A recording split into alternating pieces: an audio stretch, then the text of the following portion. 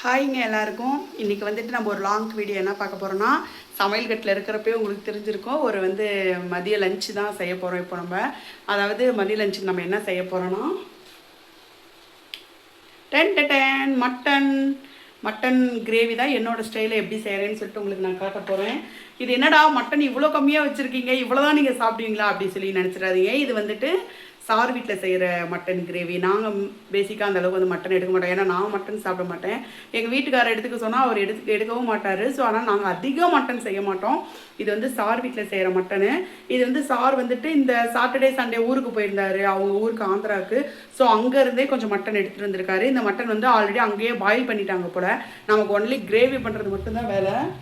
நான் எப்படி சிம்பிளாக க்யூட்டாக கிரேவி பண்ணுறது, நான் என்னென்ன ஆட் பண்ணுறேன் அப்படின்னு சொல்லி பாருங்கள். ஆனால் சூப்பராக இருக்கும். கிரேவி நல்லா திக்னஸாக இருக்கும், சூப்பராக இருக்கும்.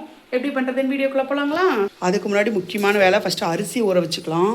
நான் எப்போவுமே சார் வீட்டுக்கு வந்தோடனே ஃபஸ்ட்டு அரிசியை ஊற வச்சுருவேன். ஏன்னா எனக்கு ஜஸ்ட் ஒரு 1/2 hour to ஒரு 3/4 மணி நேரத்தில் நான் இங்கே வேலையை முடிச்சிருவேன். ஸோ அப்போ நமக்கு அரிசி ரொம்ப நேரம் ஊறணும்ல. அதனால் நான் ஃபஸ்ட்டு அரிசி ஊற வச்சுருவேன். இந்த டம்ளரில் தான் சாருக்கு ஊற வைப்பேன். இதே டம்ளரில் தான் நைட்டு கோதுமை சப்பாத்தி நான் போடுவேன். நிறையா பேர் கேட்குறீங்க, என்னங்கக்கா இவ்வளோ கம்மியாக சமைக்கிறீங்க அப்படின்ட்டு. இது சார் வீட்டுக்கு சமைக்கிறது. ஸோ அவர் ஒரு நேரம் மதிய லஞ்சுக்கு மட்டும்தான். ஸோ அதனால் அவருக்கு இந்த அளவு தான் அவருக்கு கரெக்டாக இருக்கும். இதை இப்போ நம்ம வாஷ் பண்ணி எடுத்து தண்ணி ஊற்றி அளந்து வச்சிடலாம். 1.25 டம்ளர் நம்ம அரிசி போட்டோம். நான் இந்த டம்ளரில் இதே டம்ளரில் 3 டம்ளர் தண்ணி ஊற்றி வச்சுருவேன். ஏன்னா பெருசாக ரொம்ப நேரம் ஊறாது, ஜஸ்ட் ஒரு 20 நிமிஷம் தான் ஊறும். அதனால் நான் தண்ணி கொஞ்சம் கரெக்டாக வச்சுருவேன். இந்த தண்ணி அளவு கரெக்டாக இருக்கும். ஏதாவது கொஞ்சம் பிரியாணியெல்லாம் செய்கிறப்ப கொஞ்சம் லைட்டாக சொதப்பிடும் தண்ணி அளவு. மற்றபடி சாப்பாட்டுக்கு இந்த அளவு எப்போவுமே கரெக்டாக இருக்கும். இது ஒரு ஓரமாக எடுத்து வச்சிடலாம். அடுத்தது நம்ம வெங்காயம் தக்காளி இதெல்லாமே நம்ம இப்போ வெட்டிக்கலாம். நான் எப்போவுமே ஷார்ட் வீடியோ தான் போடுவேன். ஸோ இதெல்லாம் நான் போடவே மாட்டேன். இன்றைக்கி மட்டன் கிரேவி லாங் வீடியோ போடலான்னு சொல்லி தான் லாங் வீடியோ போட்டுட்ருக்கேன். அதுக்கப்புறம் தக்காளி பச்சை மிளகாலாம் ஃப்ரிட்ஜில் தான் இருக்கும். நம்ம போய் ஃப்ரிட்ஜில் எடுத்துக்குவோம். எடுத்தாச்சு, டோர் க்ளோஸ் பண்ணிக்கலாம். நான் எப்போவுமே எந்த ஒரு குழம்புக்குமே பச்சை மிளகா ஆட் பண்ணாமல் குழம்பு வைக்கவே மாட்டேன். அதை கூட நிறைய பேர் கேட்க, நீங்கள் என்ன எல்லா குழம்புக்கும் சரி பொரியலுக்கும் சரி பச்சை மிளகா ஆட் பண்ணுறீங்க, அல்சர் ஆயிராதான்னு கேட்குறீங்க. அல்சர்லாம் ஏகப்பட்டது இருக்குங்க. நான் இது சார் வீடுன்னு சொல்ல, பேசிக்காக நான் எங்கள் வீட்டில் செய்யும்போது பச்சை மிளகா அதிகமாக யூஸ் பண்ணுவேன். ஏன்னா எனக்கு அந்த டிஷ்ஷில் பச்சை மிளகா போட்டால் தான் அது ஒரு சமையல் மாதிரியே எனக்கு தெரியுது. ஸோ அட்லீஸ்ட் கேரண்டி 2 பச்சை மிளகா நான் எல்லாத்துலேயுமே போட்டுருவேன். ரசத்துக்கும் நான் பச்சை மிளகா தான் போடுவேன். ஸோ அதனால் நான் எல்லாத்துக்கும் பச்சை மிளகா யூஸ் பண்ணிடுவேன். ஓகே, இப்போ நம்ம மலமலன்னு காய் கட் பண்ணிடலாம். ஏன்னா இன்றைக்கி எனக்கு டைம் இல்லை, கொஞ்சம் வீடெல்லாம் க்ளீன் பண்ணுற வேலை இருக்குது. ஸோ நம்ம சீக்கிரமாக ரெடி பண்ணிடுவோம். கட் பண்ணிவிட்டு உங்களுக்கு காட்டுறேன். இப்போதைக்கு நான் ஆனியன் மட்டும் தான் கட் பண்ணியிருக்கேன். நம்ம அடுப்பில் சட்டியை வச்சிடலாம். ஏன்னா எல்லாத்தையும் அரிஞ்சு வச்சுட்டுலாம் நான் வேலை செய்ய மாட்டேன். அரியே ஒவ்வொன்றா போட்டு வணக்குவேன். அப்போ தான் நமக்கு வேலை கியூக்க முடியும். ஸோ அதனால் நான் இப்போ ஆனியன் கட் பண்ணிட்டேன்னா ஃபஸ்ட்டு நம்ம வணக்கி விட்டலாம். அதுக்கப்புறம் தக்காளி கட் பண்ணிக்கலாம். அப்புறம் தக்காளி எப்போவுமே இந்த கலரில் இருக்கக்கூடாது. உங்களுக்கு மொபைலில் எப்படி தெரியுதுன்னு தெரியல, நல்லா ரெட் கலரில் இருக்கிற தக்காளி எடுத்து நம்ம சமைச்சோம்னா அந்த டிஷ் அவ்வளோ சூப்பராக இருக்கும். தக்காளி தானே அப்படின்னு சொல்லிட்டு இது எடுத்தோம்னா இது எப்படி இருக்குன்னா காவிட்டாக அவங்க பறிச்சுட்டு வந்திருப்பாங்க. இது நம்ம குழம்புக்கு போடுறப்ப அந்தளவுக்கு அந்த சாறு வராது, அந்த சாறு அந்த புளிப்பு தன்மையும் கொடுக்காது. ஸோ தக்காளி செக்க செவேன்னு இருக்குது பார்த்தீங்களா, அது நம்ம செடியிலேருந்து பறிக்கும் போதே அந்த கலரில் இருக்கும். ஸோ அந்த தக்காளியில் நம்ம செய்கிற எந்த ஒரு சமையலுமே அவ்வளோ சூப்பராக வரும். நான் பெருசாக சமையல் கறியெல்லாம் கிடையாது, எனக்கு தெரிஞ்ச சில விஷயத்தை தான் நான் சொல்லணும்னு நான் நினைக்கிறேன். ஸோ அதனால தான் இதை சொன்னேன். அப்புறம் இன்றைக்கி மட்டன் கிரேவி தான் செய்கிறோம். ஏன்னா சார் பேசிக்காகவே நிறைய கிரேவி தான் எனக்கு செய்ய சொல்லுவார். குழம்புக்கெல்லாம் இங்கே வாய்ப்பே கிடையாது. கிரேவி பொரியல் அந்த மாதிரி தான் செய்ய சொல்லுவார். இதே மட்டனில் இன்றைக்கி நான் செய்கிறது கிரேவி. இதிலே அரைச்சி விட்ட குழம்புன்னு சொல்லிட்டு ஒன்று இருக்கும். அது அவ்வளோ சூப்பராக இருக்கும். அந்த அரைச்சி விட்ட குழம்பு எங்கள் அப்பா வைக்க சொல்லுவார். கொத்தமல்லி, மிளகா, அரிசி, அப்புறம் ஜீரகம், மிளகு, சோம்பு இது எல்லாத்தையும் நல்லா வறுத்து அதை மிக்சியில் பொடி பண்ணி அதோட தேங்காய் தக்காளி எல்லாம் வணக்கி போட்டு குழம்பு வைப்பாங்க. அது கிராமத்து சைடில் வைக்கிற குழம்பு மாதிரி இருக்கும். அதுவும் நல்லாயிருக்கும் சூப்பராக.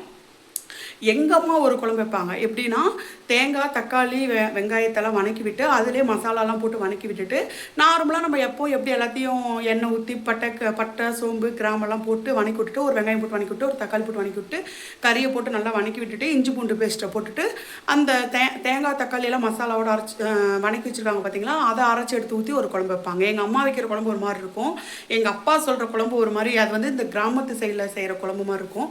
இப்போ நான் செய்கிறது கிரேவி.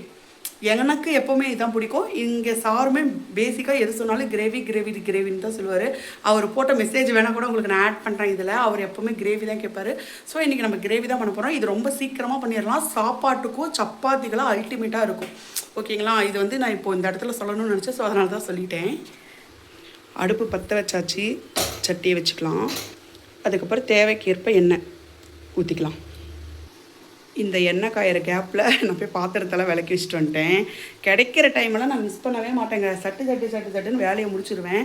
இப்போ எண்ணெய் காஞ்சிச்சு. ஆனியன் போட்டுக்கலாம்.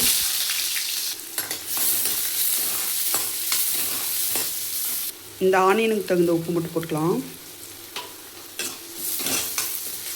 ஆனியன் வணங்கிருச்சு. இப்போ வந்து நான் வந்து பட்டை, கிராம்பு, லவங்கம் போட்டுக்கிறேன்.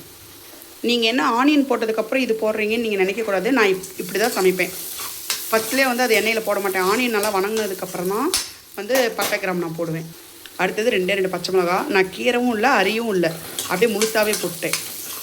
அடுத்தது இஞ்சி பூண்டு பேஸ்ட். அடுத்தது நான் தக்காளியை வந்து அரைச்சிக்கிறேன். இந்த மாதிரி கிரேவிக்கெலாம் வந்து நான் தக்காளியை அரைச்சிக்குவேன். அரிஞ்சு போகிறத விட இந்த மாதிரி அரைச்சி போட்டோம்னா சாந்து நல்லா கிடைக்கும் நமக்கு. நல்லாவே பேஸ்ட் ஆயிடுச்சு. இந்த இதை வந்து இதோட ஆட் பண்ணிக்கலாம். அடுத்ததாக கொஞ்சம் தண்ணி, மிக்ஸி கழுவி தண்ணி ஊற்றிக்கலாம். ஆனால் இப்படி அரைச்சி நான் வந்து இந்த கிரேவி ஐட்டத்துக்கு இப்படி சொல்கிறேன். பேசிக்காகவே வந்து நீங்கள் தக்காளி பழத்தை வந்து ரசத்துக்கும் சரி குழம்புக்கும் சரி கையில் நல்லா பிணைஞ்சு விட்டு அந்த குழம்பு வச்சிங்கன்னா சூப்பராக இருக்கும். சீரியஸாகவே சூப்பராக இருக்கும். ஒரு தடவை யாராவது ட்ரை பண்ணி பாருங்கள். அருவாமனையில் அரியறதை விட, கத்தியில் அரியறதை விட கையில் புழிஞ்சு அதை பிணைஞ்சு சொல்லுவாங்கள்ல, அப்படி பிணைஞ்சு போட்டு வைக்கிற ரசமும் சரி குழம்பும் சரி அல்டிமேட்டாக இருக்கும். ஒரு தடவை ட்ரை பண்ணி பார்த்துட்டு எனக்கு கமெண்ட் பண்ணுங்கள். என்னதான் உங்கள் வீட்டில் மட்டன் கழுவியே கொடுத்துருந்தாலும் நம்ம ஒரு தடவை கழுவிக்கலாம். ஏன்னா ஃப்ரிட்ஜில் 2 நாளாக இருந்திருக்கு. ஸோ நம்ம ஒரு தடவை கழுவிக்கலாம். இப்போ வந்து இந்த மசாலா நல்லா பச்சை வாசனை போகிற அளவுக்கு வந்து நல்லா இதாக வெந்துருச்சு. அதாவது என்னென்னா இன்னும் நான் வந்து மசாலா எல்லாம் எதுவும் போடலை. கறியை போட்டுட்டு தான் நான் மசாலா போடுவேன். இப்போ வந்து நம்ம கழுவுன கறியை போட்டுக்கலாம்.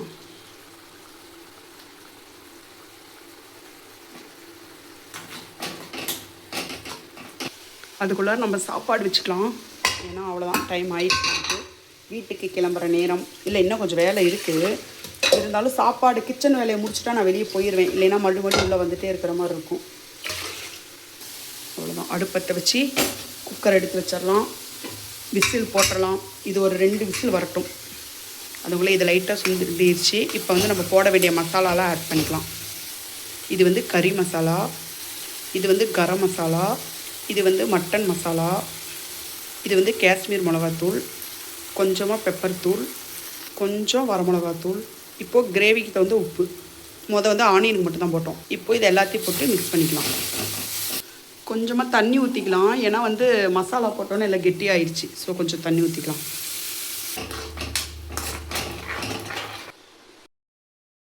என்னக்கா இவ்வளோ மசாலா போடுறீங்க, எப்படி காரமாக இருக்காதான்னு யோசிக்கலாம்.